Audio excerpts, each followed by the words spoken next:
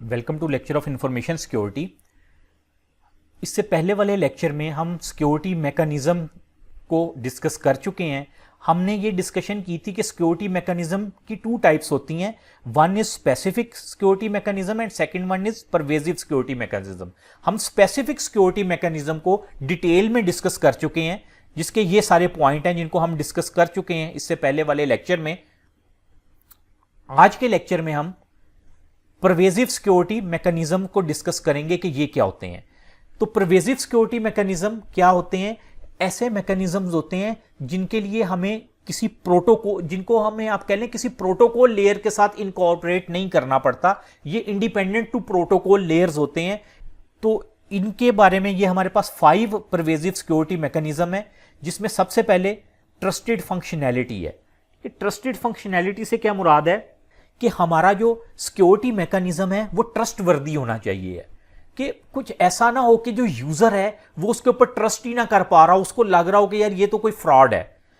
तो ये जो ट्रस्टवर्दी किस तरह से, ये ट्रस्टेड फंक्शनैलिटी कैसे ऐड होती है? ये जिस ऑर्गेनाइजेशन जो इसको इंप्लीमेंट करती है उसकी जो भी डिसीजन, जो भी पॉलिसी होती है उसके मुताबिक अगर सिस्टम परफॉर्म कर रहा होगा तो हम कहेंगे ट्रस्टेड फंक्शनैलिटी है ये।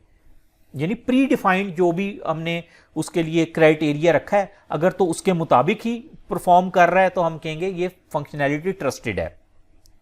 नंबर 2 पे आ जाता है हमारे पास सिक्योरिटी लेबल। ये भी एक परवेजिव सिक्योरिटी मैकेनिज्म है। सिक्योरिटी लेबल से क्या मुराद है? जिस तरह देखें, आप किसी को, अगर रियल लाइफ एग्जांपल ले, आप किसी को कोई लेटर भेजते हैं, कोई डॉक्यूमेंट भेजते हैं, उसके ऊपर लिख देते हैं कॉन्फिडेंशियल।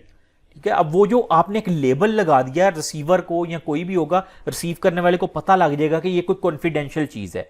तो इसी तरह हमारी जब कम्युनिकेशन कर रहे होते हैं, इसमें हमारा जो भी कम्युनिकेशन बैंडविड्थ हो गई, हमारी प्रोसेसिंग पावर हो गई, हमारा स्टोर डाटा हो गया, तो इन सब के ऊपर भी लेबलिंग कर दी जाती है, जिससे हमें पता लग जाता है कि उसकी, हम कह लें कि सिक्योरिटी को मजीद इन्हांस कर सकते हैं। Next is event detection.